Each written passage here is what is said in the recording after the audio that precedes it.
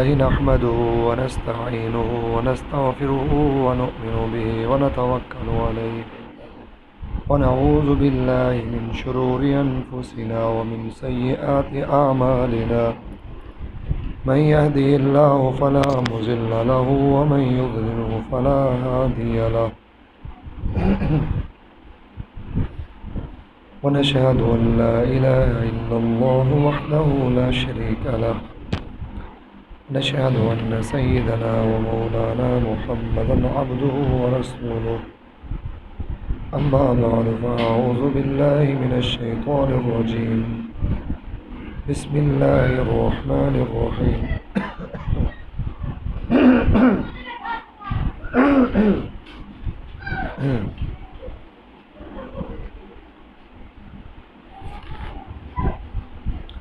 يسألونك عن الخمر والميسر. یہاں سے 5 مسائل ذو جہت ہیں.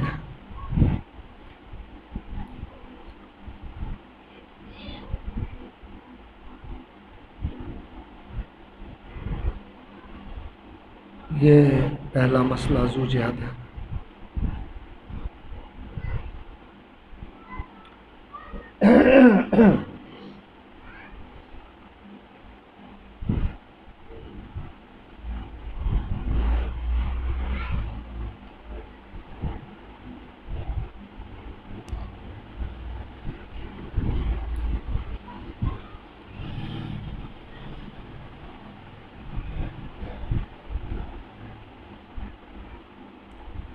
یہ پہلا مسئلہ ذو جہتین ہے.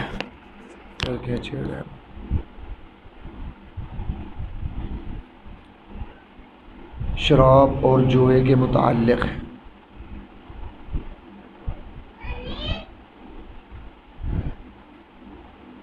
توجہ کریں،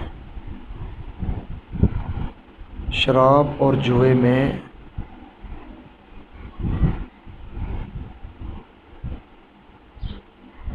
نفع بھی ہے اور نقصان بھی.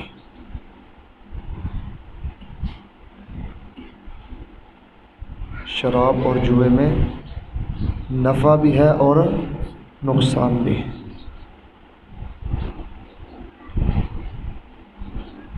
نفع یہ ہے کہ شراب سے جسمانی قوت حاصل ہو جاتی ہے اور جوئے سے بغیر مشقت کے مال حاصل ہو جاتا ہے. اور نقصان یہ ہے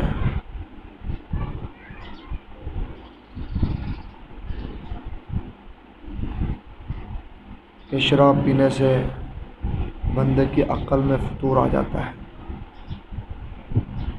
اس کا دین، اس کی دنیا خراب ہوتی ہے. اور جوئے سے بھی ایسے ہے. تو دونوں جہتیں اللہ نے بیان فرما دی. دونوں جہتیں اللہ نے. تو جس چیز میں نقصان زیادہ ہو، نفع کم ہو، تو اس چیز کو چھوڑ دینا چاہیے. اس چیز کو چھوڑ دینا چاہیے. یسألونک عن الخمر والمیسر، آپ سے پوچھتے ہیں شراب اور جوئے کے متعلق. قل فیہما اسم کبیر، آپ کہہ دیں ان دونوں میں بہت نقصان ہے، گناہ بہت ہے.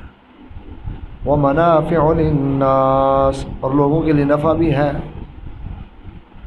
شراب سے قوت حاصل ہو جاتی ہے اور جوئے سے بغیر مشقت سے پیسہ آ جاتا، نفع بھی ہے. وَإِثْمُهُمَا أَكْبَرُ مِن نَّفْعِهِمَا، نقصان ان دونوں کا ان نفع سے زیادہ ہے. ان دونوں کے نفع سے زیادہ ہے. جو نقصان زیادہ ہے پھر اس پاسے جانا نا جدھر فائدہ ہوئے. اس میں تو نقصان یعنی جوا کھیلنے سے اور شراب پینے سے نقصان زیادہ ہے، اس لیے اس کو چھوڑ دینا چاہیے. شراب کی حرمت بتدریج ہوئی ہے۔ شراب کی حرمت بتدریج ہوئی ہے۔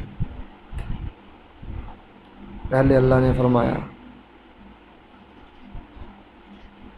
کہ یہ اس میں نقصان زیادہ ہے اور نفع کیا ہے؟ کم ہے، تاکہ مسلمان صحابہ کرام سمجھ جائیں کہ جس میں نفع ہی نہیں ہے اس کو اختیار کرنے کی کیا ضرورت ہے۔ بعد میں یہ حکم آیا، یا ایھا الذین آمنوا لا تقربوا الصلاة وانتم سکارى حتی تعلموا ما تقولون۔ اے ایمان والو، جب تم نشے کی حالت میں ہو، جب تم نشے کی حالت میں ہو تو نماز کے قریب نہ جاؤ، حتی تعلموا ما تقولون، یہاں تک کہ تمہیں پتہ چل جائے کہ تم کیا بول رہے۔ کیونکہ شراب پینے سے عقل میں فطور آ جاتا ہے، بندہ اول فول بولتا ہے، اس کو امتیاز نہیں رہتا ماں کا، بہن کا، بیوی کا، کسی کا، دماغ میں ایسا فطور آ جاتا ہے۔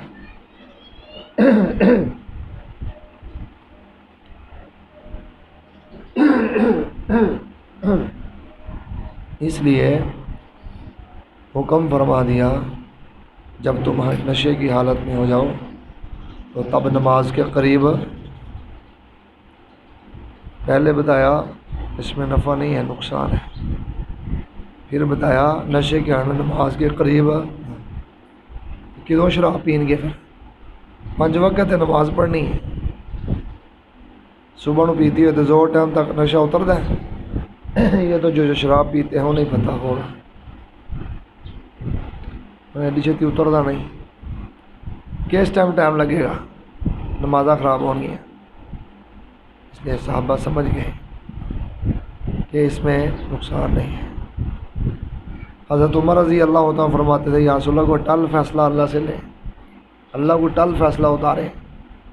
تو سورہ انعام میں، سورہ مائدہ میں اللہ نے اٹل فیصلہ نازل فرما دیا، یا ایھا الذین آمنوا انما الخمر والمیسر والانصاب والازلام رجس من عمل الشیطان فاجتنبوہ لعلکم تفلحون۔ اے ایمان والو، یہ شراب، یہ جوا، یہ پانسے اور بتوں کے تھانوں پر جانوروں کو ذبح کرنا، رجس من عمل الشیطان، یہ گندگی ہے، گندگی شیطان کا عمل ہے۔ فاجتنبوہ، پس تم ان سے بچ جاؤ، لعلکم تفلحون، تاکہ تم فلاح پا جاؤ۔ اللہ نے فیصلہ فرما دیا کہ یہ شراب، یہ جوا، یہ پانسے کے تیر جو تقسیم کیے جاتے ہیں اور جو تھانوں پر بزرگوں قبروں پر جانور ذبح کیے جاتے ہیں، یہ سب گندگی ہے، گندگی شیطان کا عمل ہے۔ فاجتنبوہ، اس سے باز آ جاؤ، اس سے کیا ہو جاؤ؟ باز آ جاؤ۔ تو شراب کی حرمت بتدریج اللہ نے فرمائی ہے، بتدریج اللہ نے فرمائی ہے۔ جب وہ حکم آیا، سبحان اللہ، کسی گھر شراب نہیں پھر رہی، نالیاں شراب نہ بھر گئی ہیں۔ ابتدا اسلام میں وہ مٹکے، وہ برتن، وہ مشکیزیں جو شراب کے لیے استعمال کیے جاتے تھے، حضور نے فرمایا ان کو ختم کرو، ان کو توڑو، تاکہ ان کو دیکھ کر شراب کی یاد تازہ نہ ہو۔ بات سمجھیں؟ ان کو دیکھ کر شراب کی یاد تازہ، اس کو بھی ختم کرنے کا حکم فرما دیا۔ سبحان اللہ، کیسا منظر تھا، ایسے جناب بالکل شراب کا صفایا ہو گیا، شراب کا صفایا ہو گیا۔ یسألونک عن الخمر والمیسر، آپ سے پوچھتے ہیں شراب اور جوئے کے متعلق، قل فیہما اثم کبیر، کہو بڑا گناہ ہے اس میں، نقصان بہت زیادہ ہے، ومنافع للناس، کچھ فائدے بھی ہیں لوگوں کے لیے۔ بات سمجھیں، شراب میں نقصان، عقل فطور، ماں بہن کا امتیاز ختم، بیوی بیٹی کا امتیاز ختم، زبان پہ اول فول، کوئی سمجھ نہیں آ رہی کیا بک رہا ہے، کیا بکواس کر رہا ہے۔ شراب سے یہ اتنے نقصانات، پھر پتہ نہیں کیا کیا فیصلے اسے صادر ہوتے ہیں نشے کی حالت میں۔ اور جوئے سے جو آدمی ہار گیا، بس وہ انتقام لینے کے لیے کھڑا ہو جائے گا، میری اتنی رقم چلی گئی، وہ انتقام لینے کے لیے کھڑا ہوگا، تو بس پھر قتل و غارت شروع ہوگی، تو خاندانوں کے خاندان لڑائی جھگڑوں میں مبتلا ہوں گے۔ نقصان ہی نقصان ہے شراب میں بھی اور جوئے میں بھی۔ اور کبھی تو ایسے بھی ہوتا ہے تیز شراب پیتے ہیں لوگ اور اندر کی آنتڑیاں ہی ختم ہو جاتی ہیں، اکثر واقعات ایسے ہوتے ہیں، شراب پی اور مر گئے، شراب پی اور مر گئے، اتنے نقصانات ہوتے ہیں۔ اللہ، شراب حرام ہے، چاہے کسی نام سے بیچی جائے۔ آج کل شراب کے کئی نام ہیں، کسی نام سے بھی اس کو موسوم کر کے فروخت کیا جائے تو یہ کیا ہے؟ حرام ہے۔ اس کو بیچنا بھی حرام ہے، اس کو پینا بھی حرام ہے۔ اللہ اکبر، دنیا کی شراب سے بچو، اللہ جنت کی شراب پلائے گا، بہترین، وانہار من خمر لذت للشاربین، شراب کی نہریں ہوں گی جنت میں جو پینے والوں کو مزہ دیں گی۔ اور اللہ فرماتے ہیں لا یصدعون عنہا ولا ینزفون، یہ کہاں آتا ہے؟ لا یصدعون عنہا ولا ینزفون، وہ شراب کے چھلکتے ہوئے پیالے جنت میں پیش کیے جائیں گے، جن سے نہ عقل میں خرابی آئے گی نہ سر میں درد ہوگی۔ اور ایک جگہ فرمایا ہے اللہ رب العزت پاکیزہ شراب پلائیں گے، ان ھذا کان لکم جزاء وکان سعیکم، اس سے پہلے کیا تھا؟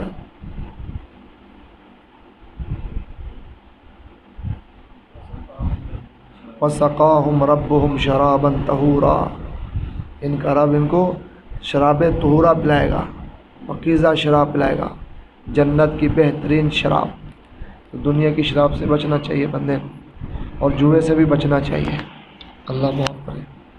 تو دونوں جہتیں بیان فرما دیں، فرمایا نقصان زیادہ ہے اور نفع کم ہے، تو پھر نفع کی اس میں جس میں نفع ہی کم ہے نقصان زیادہ ہے، اس راستے پہ چلنے کی ضرورت کیا ہے؟ قل فیہما اسم کبیر ومنافع للناس واسمہما اکبر من نفعہما، ان دونوں کا نقصان زیادہ ہے ان دونوں کے نفع سے۔ اور یہ آگے دوسرا سوال ہے وَيَسْأَلُونَكَ مَاذَا يُنْفِقُونَ، آپ سے پوچھتے ہیں کیا خرچ کریں، آپ سے پوچھتے ہیں کیا، یہ مسئلہ پہلے بیان ہو چکا ہے، ذو جہتین مسئلہ ہے، یہ پہلے بیان ہو چکا ہے۔ قُلِ الْعَفْوَ، آپ ان سے کہیں ضرورت سے زائد مال اللہ کے راستے میں خرچ کر دو، ضرورت سے زائد مال اللہ کے راستے میں کیا کر دو؟ خرچ کر دو۔ سبحان اللہ، یہ مسئلہ بھی ذو جہتین ہے۔ سارا نہ خرچ کرو، بعد میں تمہیں کسی کے سامنے ہاتھ پھیلانا پڑے، اپنی ضرورت کے بعد جو زائد مال ہے اس کو کیا کر دو۔ اور اگر شرک کو مٹانے کے لیے، توحید کو بلند کرنے کے لیے سارا مال بھی خرچ کرنا پڑے تو کر ڈالو، سارا مال بھی خرچ کرنا پڑے تو کر ڈالو۔ کذالک یبین اللہ لکم الآیات، یہ ہمارا کمال ہے کہ اللہ پاک کھول کھول کے تمہاری ایتیں بیان کرتا ہے، لعلکم تتفکرون فی الدنیا والآخرہ، تاکہ تم غور و فکر کرو دنیا میں اور آخرت میں، دنیا کی اور آخرت کی کیا کرو؟ غور و فکر کرو۔ یہ نہ ہو کہ سارا مال خرچ کر دو ہے تو دنیا میں تمہیں ہاتھ ملانا پڑ جائے۔ آگے تیسرا سوال ہے وَيَسْأَلُونَكَ عَنِ الْيَتَامَى، آپ سے پوچھتے ہیں یتیموں کے متعلق۔ چونکہ قرآن کے دوسرے مقام پر یہ مسئلہ بیان ہوا تھا، ان الذین یاکلون اموال الیتامی ظلما انما یاکلون فی بطونہم نارا، یہ جو یتیموں کا مال کھا رہے ہیں یہ مال نہیں کھا رہے، جہنم کی آگ اپنے پیٹوں میں بھر رہے ہیں۔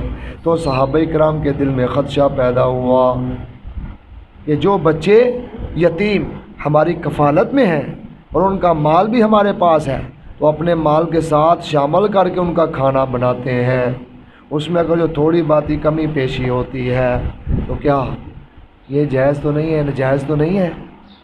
بات سمجھ آئی؟ اس پہ دل میں شبہ پیدا ہو گیا تو صحابہ نے حضور سے پوچھا کہ یہ جو ہم یتیم بچوں کا مال ہماری کفالت میں ہے اس میں اپنے مال کے ساتھ شامل کر کے کھانا بناتے ہیں تو جو کمی پیشی ہو جاتی ہے اس پہ کوئی مواخذہ تو نہیں ہے؟ تو فرمایا گیا، تو وہ آیت سن کر صحابہ کرام نے یتیموں کا کھانا علیحدہ کر دیا تھا تاکہ ہمارے مال میں ان کا شامل ہی نہ ہو، گڑبڑ ہی نہ ہو۔ تو اس میں مشقت بھی زیادہ تھی اور مال بھی ضائع ہو رہا تھا، کھانا علیحدہ بنانا پڑتا تھا اور اگر کھانا بچ گیا تو وہ ضائع ہونے کا، خراب ہونے کا خدشہ بھی تھا۔ تو اب صحابہ نے پوچھا یا رسول اللہ کہ اگر ان کو ساتھ ملا کے بنا لیا جائے تو اگر تھوڑی باتی کمی پیشی ہو جائے تو اس میں کوئی گناہ تو نہیں ہے؟ تو فرمایا قل اصلاح لہم خیر، کہہ دیجیے ان سے ان کی اصلاح کرنا یہ بہتر ہے۔ ان کی اصلاح کرنا کیا ہے؟ اگر مال ساتھ شامل کر کے کھانا بناتے اس میں اصلاح ہے، اس میں کیا ہے؟ تمہارے لیے بہتری ہے۔ وَإِن تُخَالِطُوهُمْ فَإِخْوَانُكُمْ، اور اگر تم ساتھ ملا لیتے ہو ان کے مالوں کو تو وہ تمہارے بھائی ہیں، وہ تمہارے کیا ہیں؟ بھائی ہیں، اس میں گڑبڑ نہ ہو، اس میں گڑبڑ نہ ہو۔ وَاللَّهُ يَعْلَمُ الْمُفْسِدَ مِنَ الْمُصْلِحِ، اللہ جانتا ہے فساد کرنے والے کو اور اصلاح کرنے والے، دونوں کی نیتوں کو اللہ پاک جانتا ہے۔ یہ جو اس کے مال کو یتیم کو شامل کر رہا ہے اگر ہڑپ کرنے کے لیے کر رہا ہے تب بھی اللہ اس کو جانتا ہے، اور اگر اصلاح کرنے کے لیے اس کے مال کی حفاظت کرنے کے لیے کر رہا ہے تو تب بھی اللہ اس کو جانتا ہے۔ تو دو صورتیں تھیں، کیا تھی؟ دو صورتیں، ایک مال ضائع ہونے کی صورت اور ایک مال کی حفاظت۔ تو مال کی حفاظت کے زیادہ امکانات ہیں، اس لیے اس راستے اختیار کر سکتے ہو۔ وَلَوْ شَاءَ اللَّهُ لَأَعْنَتَكُمْ، اور اللہ پاک جانتا تھا کہ تم مشقت میں پڑ جاؤ گے۔ بات سمجھے کہ نہیں؟ ہاں، ان اللہ عزیز حکیم، بے شک اللہ غالب حکمتوں والا ہے۔ اور جا کے چوتھا مسئلہ، وَلَا تَنْكِحُوا الْمُشْرِكَاتِ حَتَّى يُؤْمِنْ، نہ نکاح کرو مشرکہ عورتوں سے حَتَّى يُؤْمِنْ، یہاں تک کہ وہ ایمان لے آئیں، یہاں تک کہ وہ ایمان لے آئیں۔ توجہ سے یہ بات سمجھنا، وَلَأَمَةٌ مُؤْمِنَةٌ خَيْرٌ مِّن مُشْرِكَةٍ، اور لونڈی مومنہ بہتر ہے مِن مُشْرِكَةٍ، اس مشرکہ عورت سے، وَلَوْ أَعْجَبَتْكُمْ، اگرچہ تمہیں اچھی لگے حسن و جمال سے۔ ہاتھ میں توجہ کرو بھائی، ایک عورت ہے مشرکہ ہے، مال و دولت بہت زیادہ ہے، حسن و جمال میں بہت آگے بڑی بڑی خوبصورت عورت ہے، اس کے مقابلے میں ایک لونڈی ہے مگر مومنہ ہے، مال و دولت بھی نہیں ہے، حسن و جمال بھی نہیں ہے، مال و دولت بھی نہیں ہے اور حسن و جمال بھی نہیں ہے۔ اللہ کہتے ہیں یہ حسن و جمال والی عورت، خوبصورت عورت جس کے پاس مال و دولت بھی ہے لیکن مشرکہ ہے، اس کو اپنے نکاح میں مت لاؤ۔ یہ جو خوبصورت نہیں ہے آزاد بھی نہیں ہے، مالدار بھی نہیں ہے، مگر ایمان والی ہے، اس کو نکاح میں لے آؤ، وہ اس مشرک عورت سے بہتر ہے۔ اس مشرک عورت سے کیا ہے؟ ایمان کی اتنی بڑی دولت ہے۔ آگے دیکھو، وَلَا تُنْكِحُ الْمُشْرِكِينَ حَتَّى يُؤْمِنُوا، نہ نکاح کرو مشرک مردوں سے یہاں تک کہ وہ ایمان لے آئیں۔ اپنی بہنوں کا، اپنی بیٹیوں کا نکاح مشرک مردوں سے نہ کرو، مشرک مردوں سے نہ کرو یہاں تک کہ وہ ایمان لے آئیں۔ وَلَعَبْدٌ مُؤْمِنٌ، اور غلام مومن ایمان والا، خیر بہتر ہے، من مشرکن مشرک مرد سے، ولو اعجبکم اگرچہ تمہیں وہ اچھا لگے۔ مشرک مرد خوبصورت بھی ہے، مالدار بھی ہے، لیکن مشرک ہے، اس کے مقابلے میں وہ مومن جو غلام بھی ہے، مالدار بھی نہیں ہے، اور حسن و جمال میں بھی اتنا خوبصورت نہیں ہے، تو یہ غلام اس آزاد مشرک سے بہتر ہے، اس مشرک مرد سے کیا ہے؟ بہتر ہے۔ اللہ کو توجہ کریں بھائی، اس میں دو مسئلے نکل ہیں، زوجیات ہیں، سمجھ آ گئی کہ نہیں؟ مسئلہ واضح ہے، مسئلہ کیا ہے؟ واضح ہے۔ تو تمہیں راستہ کون سے اختیار کرنا چاہیے؟ جس میں ایمان کی حفاظت ہے، جس میں ایمان کی، اگر مشرک عورت سے نکاح کرو گے ایمان خراب ہونے کا خدشہ ہے، مشرک مرد سے نکاح کرو گے تو ایمان کیا ہوگا؟ اور شاہ صاحب نے یہاں جو حاشیہ لکھا ہے وہ پڑھنے والا ہے۔ اس سے پہلے مسلمان کا کافر سے نسبت ناتا جاری تھا، اس سے پہلے مسلمان کا کافر سے، مشرک سے نسبت ناتا جاری تھا، اس عید سے حرام ٹھہرا، اس عید سے حرام، توجہ سے سمجھیں لیں۔ پہلے مسلمان کا مشرک سے نسبت ناتا جاری تھا، نکاح کرنا جائز تھا، اس عید سے حرام ٹھہرا اگر میاں بیوی میں سے کسی نے شرک کیا، نکاح ٹوٹ گیا، نہیں کنیا کو تو ٹوٹ گئے نے، اللہ ہی بہتر جانتا ہے، توبہ توبہ توبہ۔ جس مرد نے یا عورت نے شرک کیا تو اس کا نکاح ہو گیا، ٹوٹ گیا۔ شرک یہ کہ آگے تفصیل ہے، شرک یہ کہ مثلاً اللہ کی سی صفت کسی اور میں جانے، اللہ کی صفت کسی اور میں جانے، یہ کہ فلاں ہر چیز کو جانتا ہے، ہمارے حالات کو جانتا ہے، سو جو چاہے کر سکتا ہے، اختیار سمجھ کر، اس کو اختیار سمجھ کر، اس کو علم ہے، اس کو اختیار ہے، وہ جو چاہے سو کر سکتا ہے۔ ایک دوسری بات، اور یہ کہ اللہ کی سی تعظیم کسی اور میں جاننے، اس کو مختار سمجھ کر، اللہ کی سی تعظیم کسی اور میں جانے، اس کو مختار سمجھ کر، وہ یہ کہ سجدہ کرے کسی غیر کو، سجدہ کرے کسی غیر کو، جیسے اللہ کو مختار سمجھ کے سجدہ کرتے ہیں، سجدہ کرے کسی غیر کو، تو اس سے مشرک ہو جاتا ہے آدمی، اس کا نکاح ٹوٹ جاتا ہے۔ شاہ صاحب کا حاشیہ پڑھنے والا ہے، شاہ صاحب کا حاشیہ پڑھنے والا ہے، بات سمجھے کہ نہیں بھائی؟ اللہ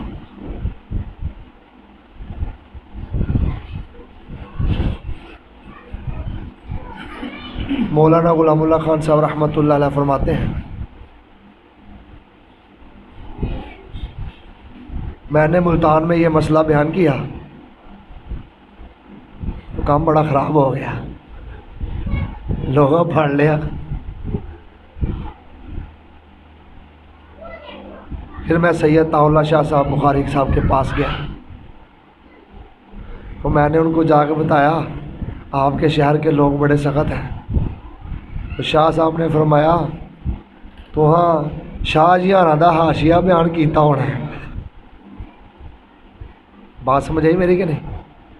سید طاء شاہ صاحب بخاری مولانا غلام اللہ خان صاحب کو کیا فرماتے ہیں اس بات پر، جب انہوں نے کہا کہ تواڈے شہر کے لوگ بڑے سخت نے، میں مسئلہ بیان کیتا تے پی گئے نے مینوں اگوں. فرمایا تو ہاں شاہ جی ہراں دا حاشیہ بیان کیتا ہونا ہے. شاہ عبد القادر محدث دہلوی رحمۃ اللہ علیہ حاشیہ پڑھنے والا ہے. اس لیے کبھی کوئی مرد کبھی کوئی عورت شرک نہ کرے ورنہ نکاح ٹوٹ جائے گا، ورنہ نکاح ٹوٹ جائے گا. اللہ اور شرک کی تفصیل بتا دی. اللہ کی صفتیں غیر میں نہ جاننے اور اللہ کسی تعظیم کسی غیر کی نہ کرے اس کو مختار سمجھ کر، یہ شرک ہے. شرک اس سے نکاح ٹوٹ جاتا ہے. اللہ اکبر. کدی کدی تجدید نکاح کردیا رہنا چاہیے. تجدید ایمان اور تجدید نکاح کرتے رہنا چاہیے. زبان سے ایسے الفاظ کبھی نکل جاتے ہیں، گال سمجھے کہ نہیں، لا الہ الا اللہ پڑھتے رہنا چاہیے اور نکاح بھی تجدید کرتے رہنا چاہیے. ہاں جی. اور اگر نکاح ہوا نہیں تو ایسوں سے کرنا نہیں، ایسوں سے کرنا. اگر نکاح میں ہے تو ایسی حرکتیں کرنی نہیں. اگر نکاح ہوا نہیں تو ایسوں سے کرنا نہیں. ایمان والوں سے نکاح کرنا ہے. کن سے نکاح کرنا ہے؟ ایمان والوں سے. اللہ اکبر.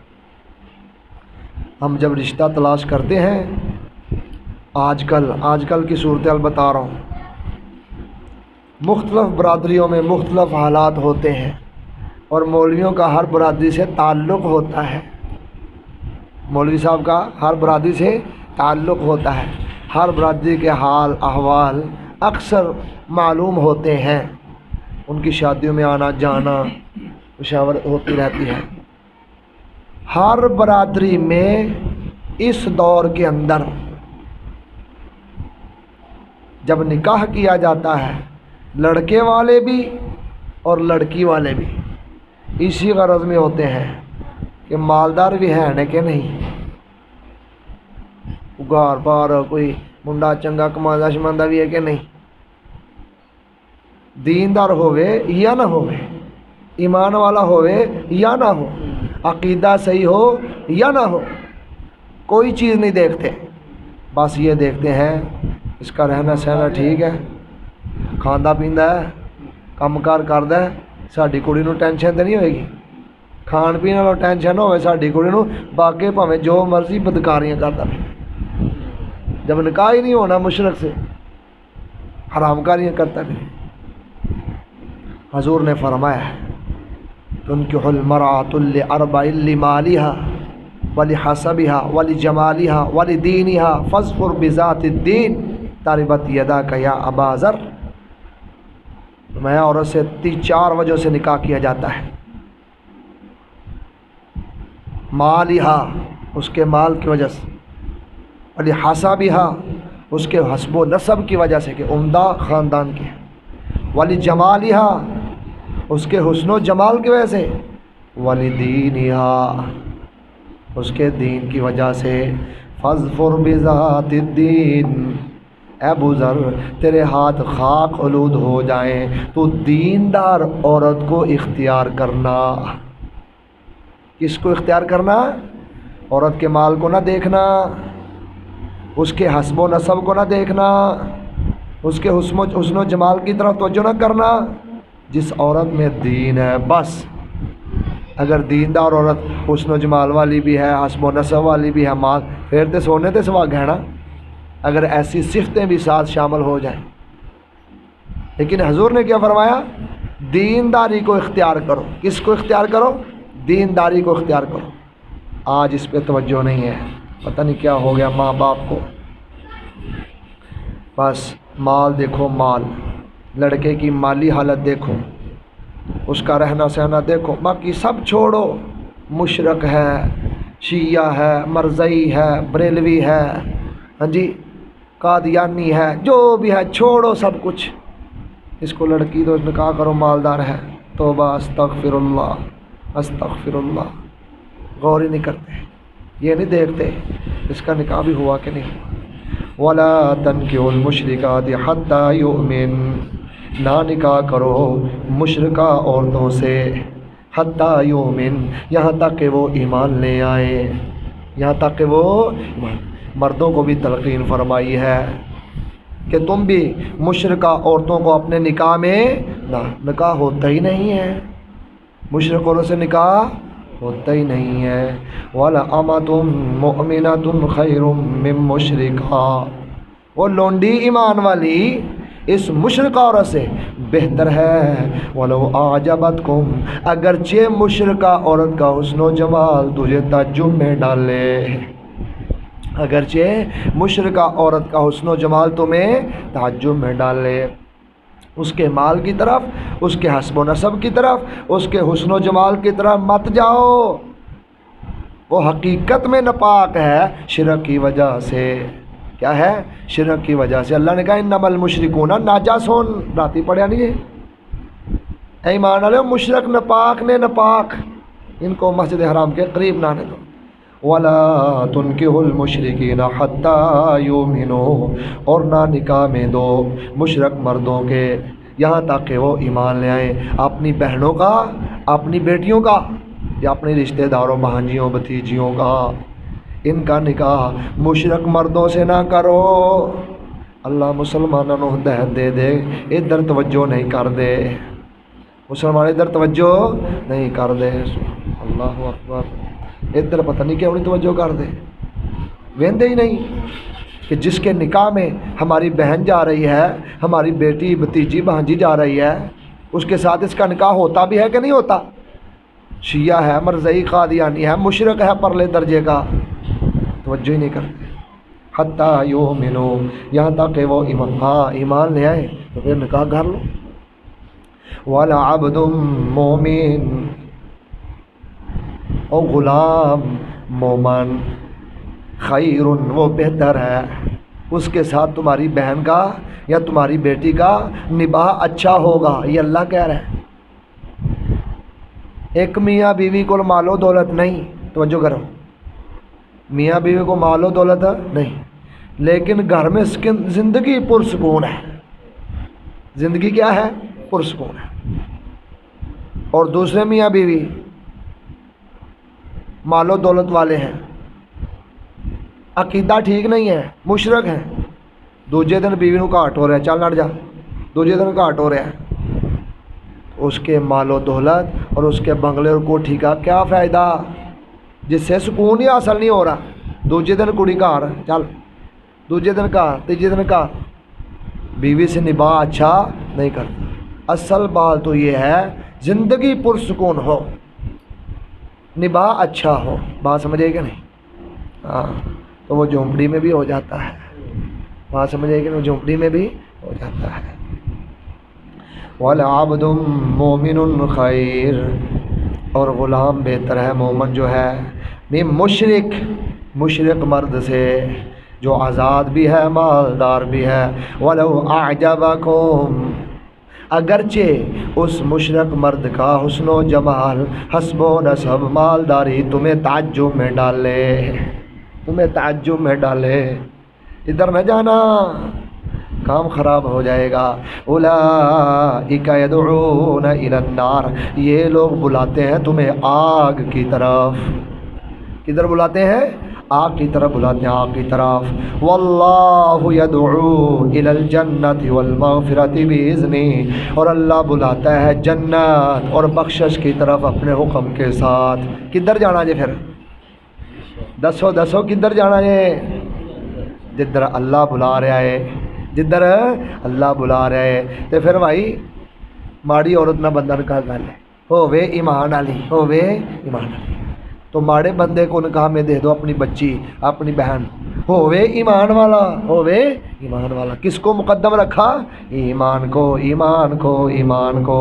واللہ یدعو الی الجنۃ والمغفرۃ باذنہ، اور اللہ پاک بلاتا ہے تم کو جنت اور مغفرت کی طرف اپنے حکم کے ساتھ۔ وَيُبَيِّنُ آيَاتِهِ لِلنَّاسِ، اور بیان کرتا ہے اپنی آیتیں لوگوں کے لیے، لَعَلَّهُمْ يَتَذَكَّرُونَ، تاکہ وہ سمجھیں۔ سبحان اللہ، اللہ دی مہربانی ہوئی، اللہ نے کھول کھول کے مسائل بیان کر دیتے، آیتاں بیان کر دیتیاں۔ اگر نہ کردا تے حالات جنگل دے جانوراں دی طرح ہونے سن۔ گل سمجھے؟ آگے پانچواں مسئلہ ذو جہاتین۔ وَيَسْأَلُونَكَ عَنِ الْمَحِيضِ، آپ سے پوچھتے ہیں حیض کے متعلق۔ یہ پانچواں مسئلہ ہے، توجہ کریں، میری طرف توجہ کریں۔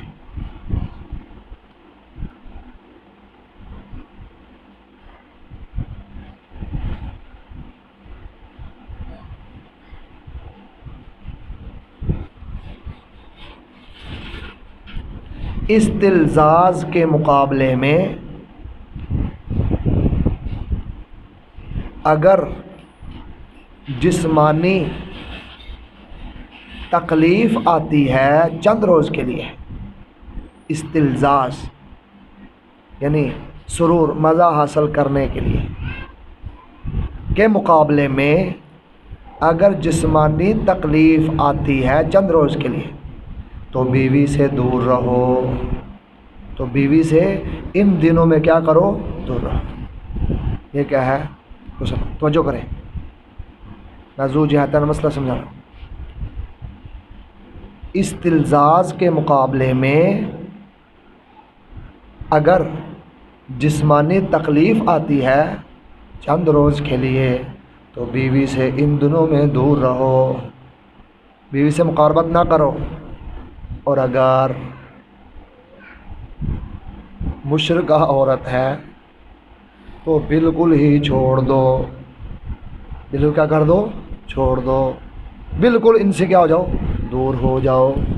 اللہ اکبر، بات سمجھ آ گئی؟ کیا ہوا؟ تو میرے کو کی لینا ہی، میں نے بات سمجھا دی آپ کو۔ وَيَسْأَلُونَكَ عَنِ الْمَحِيضِ، آپ سے حیض کے متعلق پوچھتے ہیں، قُلْ هُوَ أَذًى، آپ کہہ دیں وہ گندگی ہے، وہ تکلیف دہ چیز ہے، وہ کیا ہے؟ گندگی ہے، تکلیف دہ چیز ہے۔ فَاعْتَزِلُوا النِّسَاءَ فِي الْمَحِيضِ، بس علیحدہ رہو عورتوں سے حیض کی حالت میں۔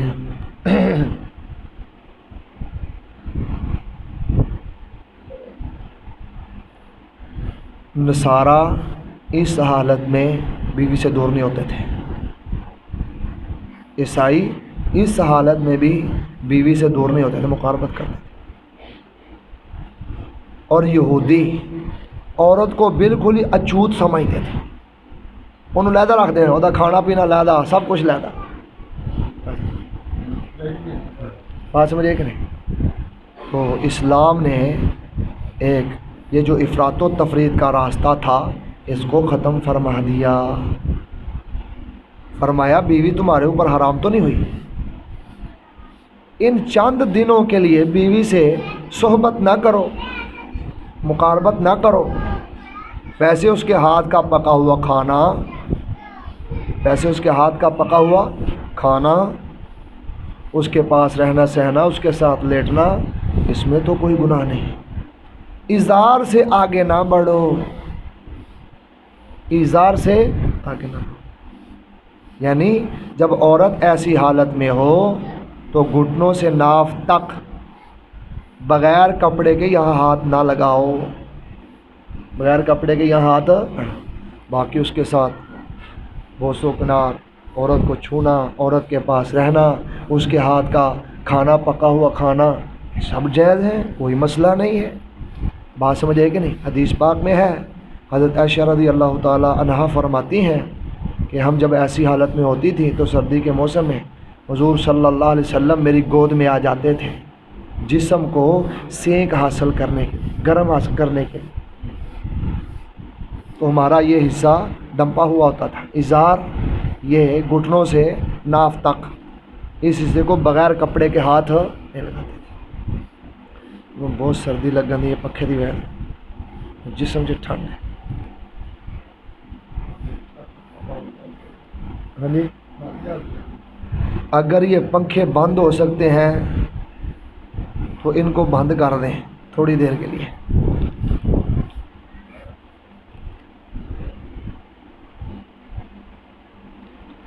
اللہ اکبر. فاعتزلوا النساء فی المحیض، پس دور رہو علیحدہ اللہ پڑھ انہیں مشین کا سوچ بھی اکٹھا کر دیتا. واہ کاریگر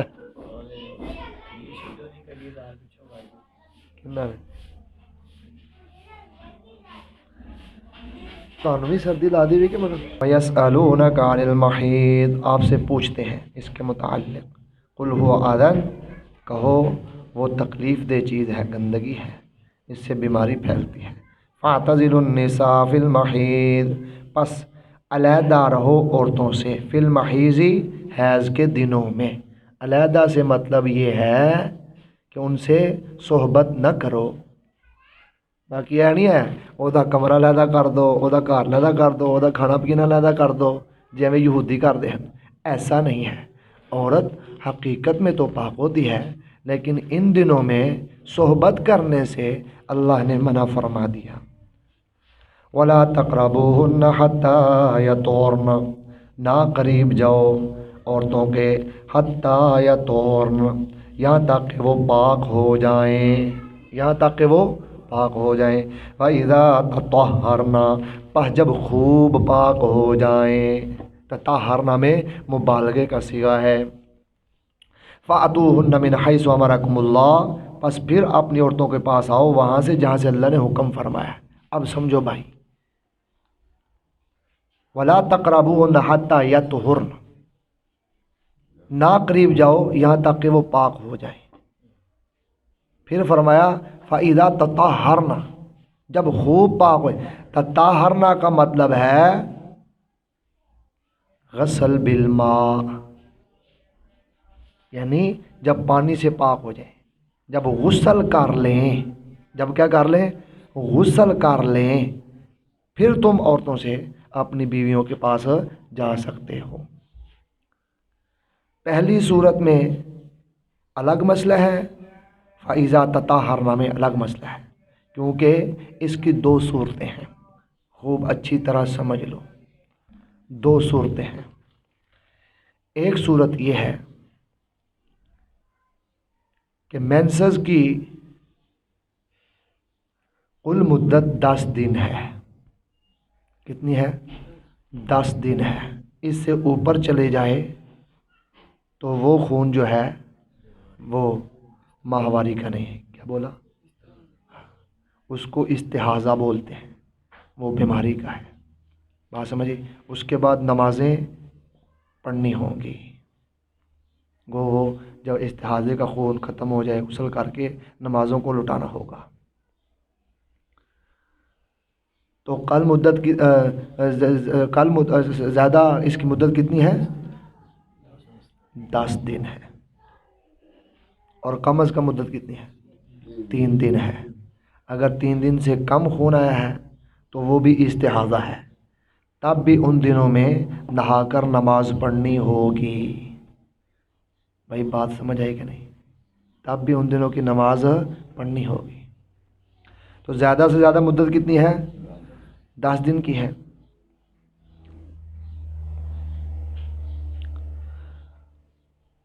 اور عورتوں کی مختلف عادت ہوتی ہے.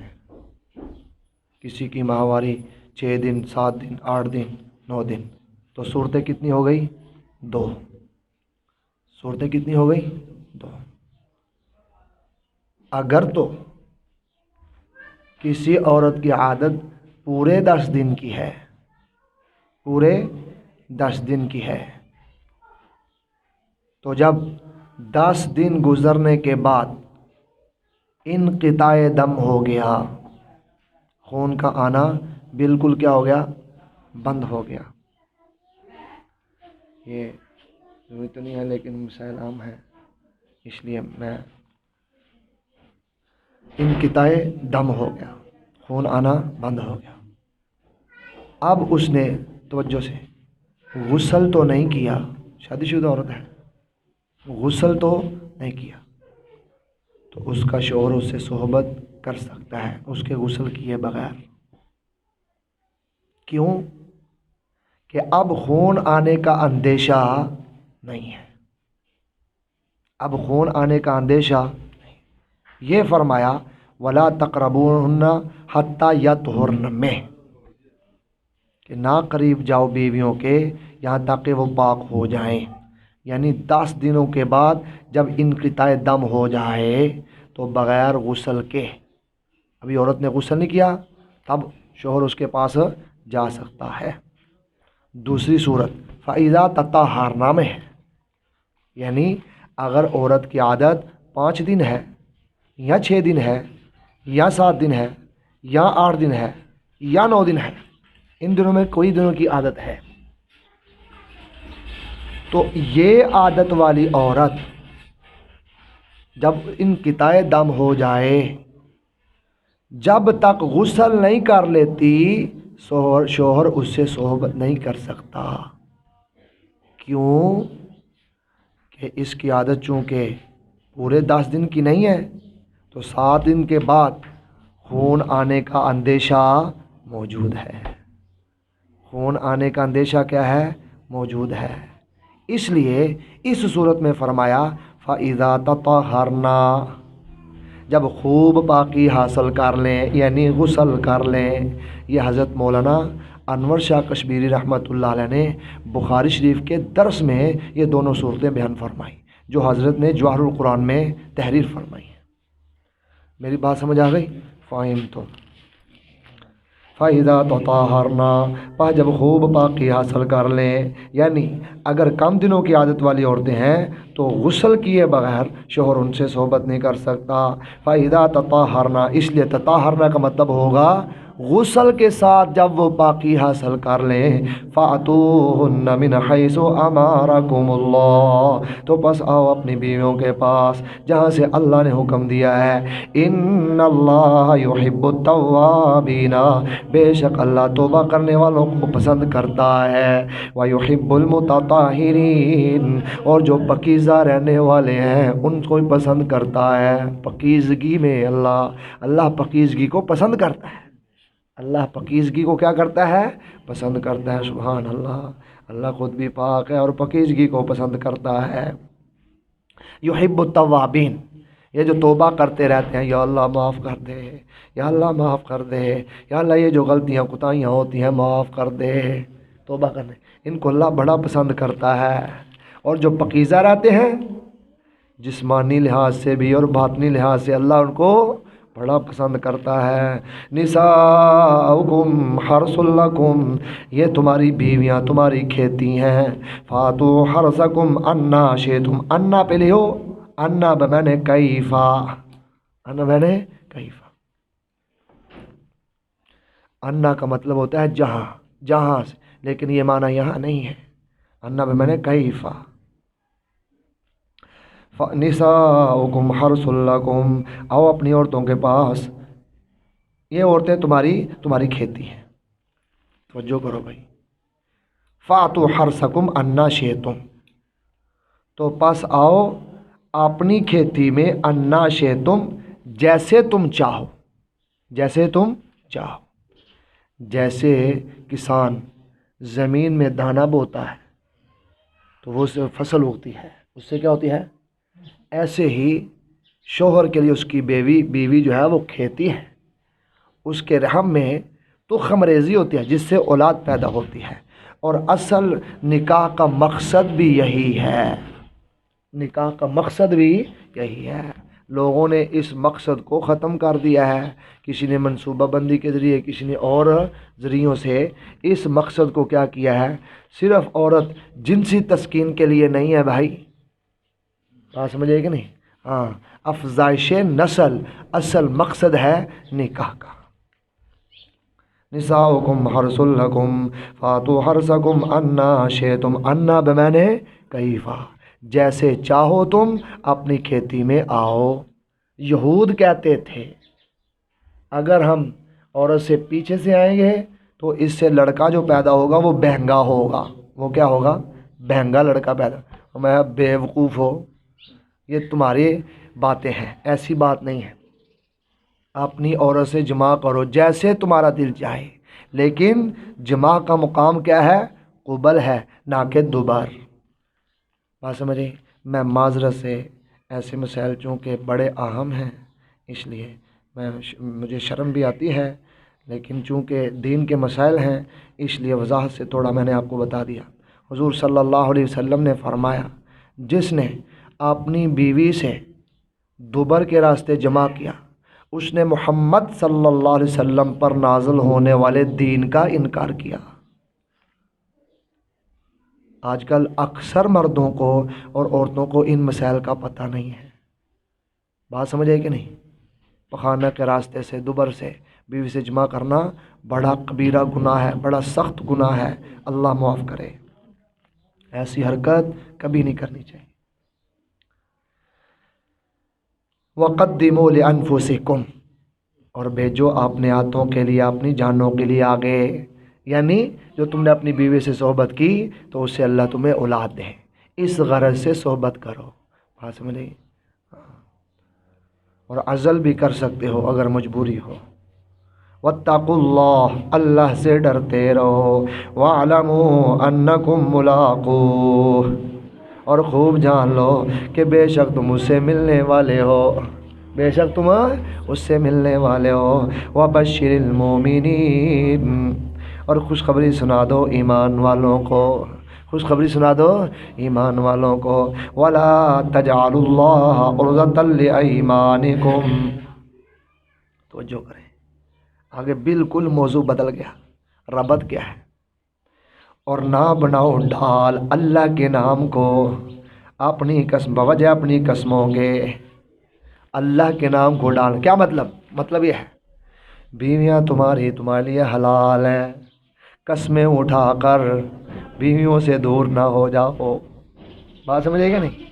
है मेरा कसमा चुको, अल्लाह दी कसम है मैं नहीं तेरे को लाना, अल्लाह दी कसम मैं नहीं तेरे को पूरे करने। बात समझेगा नहीं? ये रबत है। तो अल्लाह के नाम को अपनी कसमों में ढाल ना बनाओ। अंतबर्रो, ये कि तुम नेकी करो। वतत्तकू, और ये कि तुम डरो। वतुस्लिहू बैनन नास, और ये कि तुम लोगों में सुलह करा दो। तवज्जो करें, नेकी करने में, तकवा इख्तियार करने में, लोगों की सुलह कराने में अल्लाह के नाम को डाल ना बनाओ। मैं कसम चुकी है फलाने दी सुलह नहीं करानी, फलाने दी सुलह मैं कसम चुकी है फलाने दी सुलह नहीं करानी। हाँ समझ आई? रात को मैं सोच रहा था, दो भाई आपस में नाराज़ हैं, इंशाल्लाह उनकी सुलह करवाएंगे। उनके घर वाले यहाँ पढ़ने आते हैं, सबके सामने नहीं जिक्र करना मैंने। हाँ, वो जो भी हैं आपने दिल में नीयत सुलह की कर लें, अल्लाह राज़ी हो जाएगा इंशाअल्लाह। बात समझ आई? तो बंदा एक दफ़ा उन्होंने आख्या यार सुलह कर लो, सुलह। उन्होंने कहा मैं नहीं करनी, मैं नहीं करनी। उन्होंने कहा अच्छा मैं भी फिर कसम चुकना, तो बात नहीं कहना मैं भी। बात समझ आई? आज तो बात तेनों मैं कहना ही नहीं। अल्लाह के नाम को नेकी के कामों में ढाल मत बनाओ, अल्लाह के नाम को नेकी के कामों में ढाल मत बनाओ। कसम तोड़ो, अगर किसी की सुलह पे तुमने कसम उठा ली है, कसम तोड़ो और सुलह करवा दो। हाँ भाई, बात समझी?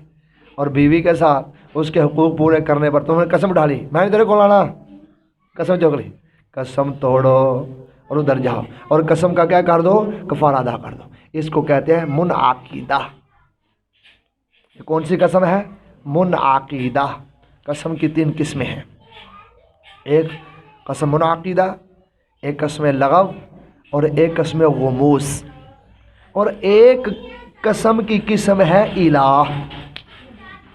एक कसम की किस्म क्या है? इलाह। अपनी बीवी से दूर रहने की कसम उठा लेना। उसकी आगे तफसील आ रही है, उसको अपने मुकाम पे आज के सबक में है, اس کو پڑھتے ہیں۔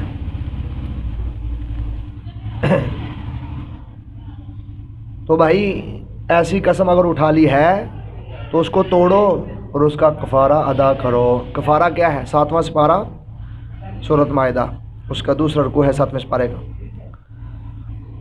اللہ پاک کہتے ہیں لا یؤاخذکم اللہ باللغو فی ایمانکم ولکن یؤاخذکم بما عقدتم الایمان فکفارتہ اطعام 10 مساکین من اوسط ما تطعمون اہلیکم۔ قسم کا کفارہ یہ ہے کہ 10 مسکینوں کو کھانا کھلانا، وہ جو معمول کے مطابق تمہارے گھر میں کھانا پکتا ہے اہل و عیال کے لیے، اس طرح کا کھانا پکانا، ان کو مسکینوں کو کھلانا۔ آگے کیا ہے؟ او کسوتہم، یا 10 مسکینوں کو کپڑا پہنانا۔ او کسوتہم، یا 10 مسکینوں کو کیا ہے؟ کپڑا پہنانا۔ او تحریر رقبہ، یا ایک غلام آزاد کرنا، یا ایک غلام۔ چوتھی صورت فمن لم یجد فصیام 3 ایام، اگر یہ سب کچھ نہ ہو سکے تو 3 دن کا روزہ رکھنا لگاتار، 3 دن کا روزہ رکھنا لگاتار۔ ایسی قسم ٹوٹ جائے تو اس پہ یہ کفارہ ہوتا ہے۔ اس پہ کیا ہوتا ہے؟ قسم منعقدہ کس کو کہتے ہیں؟ مستقبل میں، توجہ سے بات سمجھو، مستقبل میں کسی کام کے کرنے یا نہ کرنے کی قسم اٹھا لے، اور اگر وہ قسم ٹوٹ جائے تو اس کا یہ کفارہ ہے۔ اس کا کیا ہے؟ ایک میں اللہ کے نام کو اپنی قسموں میں ڈھال نہ بناؤ، نیکی کرنے میں، تقوی کرنے میں، لوگوں کی صلح کروانے میں قسم نہ چکو، میں نہیں صلح کروانی، میں قسم چک لیے، میں نہیں فلانا کام کرنے کی تھا، میں قسم چک لیے۔ میں قسمیں توڑو اور نیکی کے کام کرو اور لوگوں کو صلح کرواؤ۔ واللہ سمیع علیم، اللہ ہے سننے والا جاننے والا۔ لو جی، لا یؤاخذکم اللہ باللغو فی ایمانکم، اس سے یمین لغو ہے، لکھو یمین لغو، ایسی قسم یمین لغو۔ توجہ کریں، امام ابو حنیفہ رحمۃ اللہ علیہ کے نزدیک یمین لغو کیا ہے؟ میں سمجھاؤں آپ کو، توجہ کریں۔ حاجی صاحب مجھ سے آپ نے پوچھا کہ صادق صاحب کہاں ہیں، تو میں نے کہا صادق صاحب لاہور گئے ہوئے ہیں۔ آپ نے پوچھا آپ کو کیسے پتہ ہے؟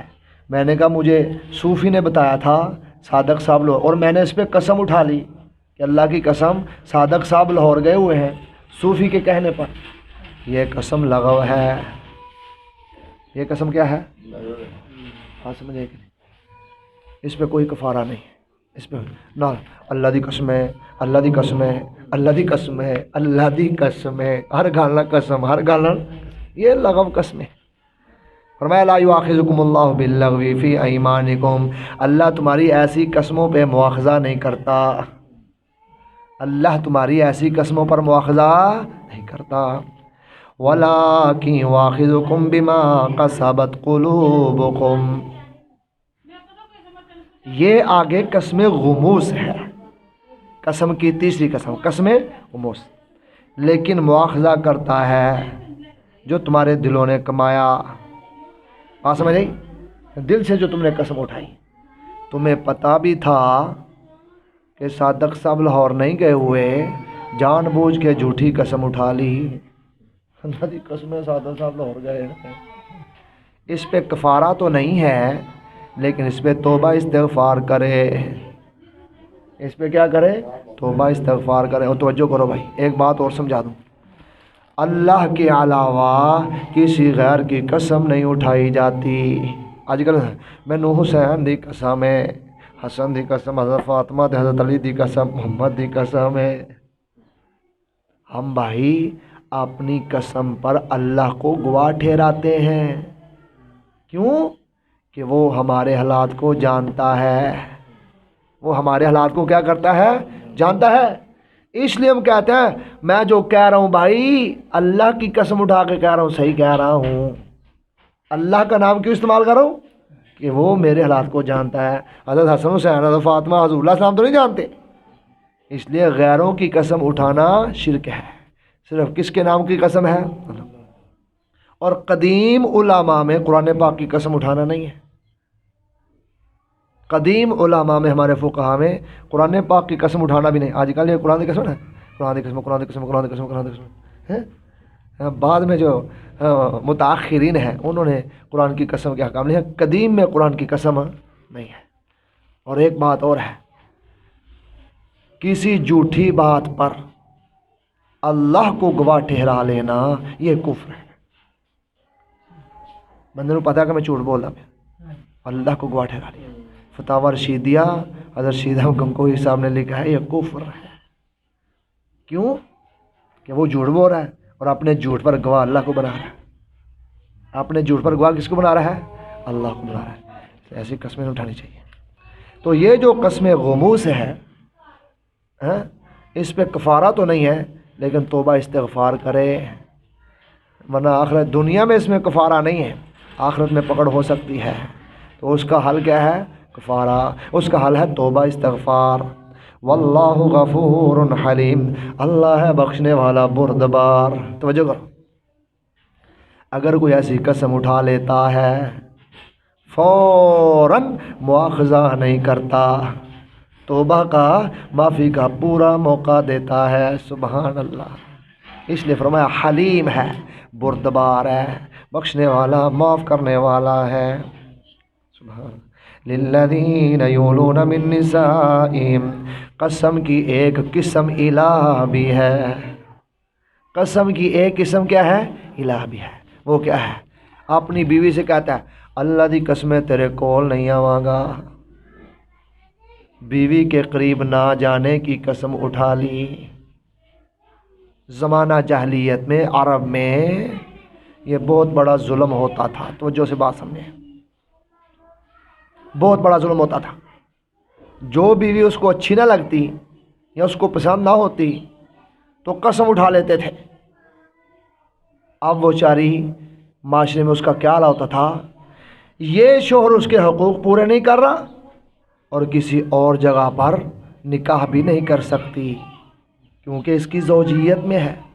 تو یہ عورت پر انتہا کا ظلم تھا۔ کیا تھا؟ انتہا کا ظلم تھا۔ اللہ نے اس الہ میں جو خرابی تھی اس کی اصلاح فرما دی۔ اگر کوئی شخص اپنی بیوی سے الہ کرتا ہے تو اس کو 4 مہینے کی مہلت ہے۔ کتنے مہینے کی مہلت ہے؟ 4 مہینے کی مہلت ہے، کیونکہ پہلے تو زندگی بھر الہ ہوتا تھا، تو ساری زندگی عورت نہ ایدے جوگی تھے نہ کسے اور جوگی۔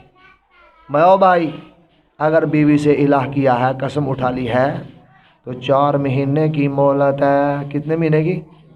4 مہینے کے اندر خوب اچھی طرح سمجھ لے، غور فکر کر لے۔ اگر تو اس کو رکھنا ہے تو قسم توڑ، اس کا کفارہ ادا کر اور بیوی کے حقوق پورے کر۔ اگر نہیں رکھنا تو 4 مہینے کے بعد آٹومیٹک امام ابو حنیفہ کے نزدیک طلاق بائن ہو جائے گی۔ ایک طلاق بائن ہو جائے گی، اور اس طلاق کی جب عدت گزر جائے گی تو عورت اپنی مرضی سے جہاں چاہے نکاح کر سکے۔ امام شافعی صاحب رحمۃ اللہ علیہ فرماتے ہیں طلاق قاضی کے فیصلے سے ہوگی۔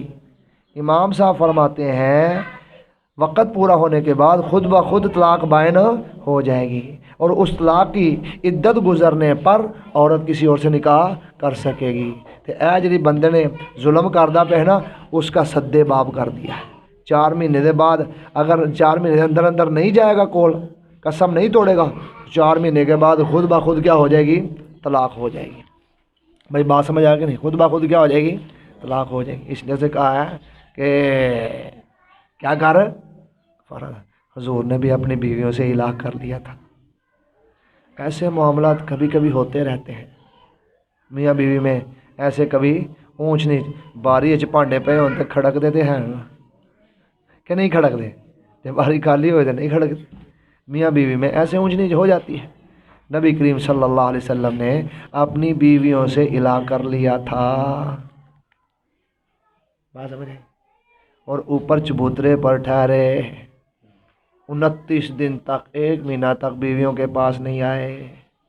अल्लाह अकबर। एक सहाबी थे, हज़रत उमर ने बारी रखी हुई थी। एक दिन तू हुजूर की मजलिस में बैठे तो मुझे सारे पैगाम बताएगा हुजूर ने क्या फरमाया। एक दिन मैं बैठूँ, मैं तुझे बताऊँगा। जब ये मामला हुआ, हज़रत उमर अपने घर में तशरीफ़ फरमा थे, तो वो बंदा भागा भगाया, दरवाज़ा खड़काया, दरवाज़ा। हज़रत उमर, क्या हुआ क्या हुआ क्या हो गया? उन्हें कहा बड़ा काम ख़राब हो गया, बड़ा। उन्हें कहा क्यों है? शाम आने ना जंग होगी है, क्योंकि उस वक्त रोम से टसल चल रही थी। सुभान अल्लाह, कैसे मुजाहिल लोग थे यार। हज़रत उमर ने कहा शाम आने ना जंग हो गई है। फरमाया नहीं, इतना भी बड़ा काम ख़राब हो गया, इतना भी बड़ा काम ख़राब। हुजूर ने बीवी ने तलाक देती, हुजूर ने बीवी ने अल्लाह अकबर। हज़रत उमर की साजजादी हज़रत अफसा हुजूर के निकाह में थी। ये बहुत बड़ा एजाज़ था कि हुजूर हज़रत उमर के दामाद थे। ये कोई छोटा एजाज़ है? हज़रत अबू बकर हज़रत उमर के हुजूर दामाद है, ये कोई छोटा एजाज़ है? और हज़रत अली और हज़रत उस्मान हुजूर के दामाद हैं, वो उनके लिए कोई छोटा एजाज़ है? सुभान अल्लाह, ये बड़े एजाज़ की बात है। 2 खुसर 2 दामाद, हाँ, 2 के दामाद और 2 के ससुर। सुभान अल्लाह। हज़रत उमर भजे आए। हुजूर अलहदा कमरे में थे, इजाज़त मांगी, हुजूर गुस्से में। फरमाया नहीं है इजाज़त। हज़रत गुस्से में थे, माया नहीं है इजाज़त। हज़रत उमर थोड़ा सा फिर ठहर गए। साहबा मस्जिद में बैठे। मैं यार रसूलल्लाह, मैं बीवियों के मुतल्लक गल नहीं करना आया, मैं उंज ही आया, पर आ जाओ फिर अंदर। हुजूर ने अंदर आने की इजाज़त मरहमत फरमाई। हुजूर बड़े गुस्से में थे और आपका चेहरा गुस्से से सुर्ख हुआ था। गुस्से से क्या हुआ था? वो किसी बीवी ने ये खर्चे का कोई मुतालबा इस तरह का कर दिया था, जिसकी वजह से ये मामला ख़राब हुआ। हज़रत उमर ने सोचा हुजूर का गुस्सा कैसे ख़त्म होगा। सुभान अल्लाह, कैसे ख़त्म होगा हुजूर का गुस्सा? औरतें किसी में जरूरत नहीं है अंदर जान दी थी, हज़रत उमर डर गए हैं और नहीं किसी की जरूरत पई। वाह, क्या साहबा के आदाब थे, हर लिहाज से हुजूर का ख्याल रखते थे। तो हज़रत उमर ने बातों बातों में एक बात कही, या रसूल अल्लाह, जब हम मक्का में थे ना, तो हमारी बीवियां हमारे कंट्रोल में थीं। हमारी बीवियां हमारे कंट्रोल। जब से हम मदीने में आए हैं ना, तो ये अंसार वालों की बीवियां जो है ना, ये इन पे जो है ना चढ़ाई करती हैं। ये ज़रा ताकतवर है। हमारी बीवियां इनके पास रह रह कर उस तरह हो गई हैं, इसलिए इस तरह के मुतालबे करती हैं। तो या रसूल अल्लाह, मैं आते 2-4 ला भी देना। बात समझ आएगी नहीं? तो आप सल्लल्लाहु अलैहि वसल्लम मुस्कुराए। हज़रत उमर ने कहा हुण गल बनी, हुण गुस्सा ठंडा हो गया। फिर पूछा, या रसूल अल्लाह, आपने अपनी बीवियों को तलाक दे दी है? फरमाया नहीं। फरमाया तकबीर, अल्लाह अकबर। नीचे साहबा बैठे थे, मस्जिद में आवाज़ गई, अल्लाह अकबर। हाँ, तुम्हारे बड़े खुश है, शुक्र है हुजूर ने तलाक नहीं दी थी, क्योंकि मेरी भी बेटी भी तो हुजूर के निकाह में है। यार सुना ना, लालू दिया करो। हाँ समझे? तो हज़रत उमर बड़े खुश, साहबा बड़े खुश हुए कि हुजूर ने तलाक नहीं दी। हुजूर ने तलाक वो इलाह किया हुआ था, कसम उठाई हुई थी, मैंने कौन नहीं जाना। कसम तोड़ के इस इलाह को क्या किया? खत्म फरमाया। लिल्लज़ीना युलूना मिन निसाइहिम, खबर मुक़द्दम है। जो लोग कसम उठा लें, युलूना इला कर लें, मिन निसाइहिम अपनी बीवियों के साथ, अपनी बीवियों के साथ, तरब्बुसु अर्बअति अशहुर, तो इंतज़ार करना है 4 महीने। ये औरत 4 महीने तक इंतज़ार करे। अगर शोहर कसम तोड़कर करीब नहीं आता तो खुद ब खुद तलाक बैन हो जाएगी। उसकी इद्दत गुजारे, बाद में जहाँ चाहे निकाह कर ले। बात समझ आई? तो इलाह की मुद्दत कितनी है? 4 महीने। फ़इन फ़ाओ, बस अगर वो लौट आए, फ़ाओ لوٹ آئیں تو فلا جناح علیہ، تو ان پر گناہ نہیں ہے. یعنی قسم توڑ لیتے ہیں، قسم توڑ کے کفارہ دیتے ہیں، بیویوں کے پاس آ جاتے ہیں تو ان پر کفارہ نہیں ہے. فإن اللہ غفور الرحیم، بے شک اللہ ہے بخشنے والا رحم کرنے والا.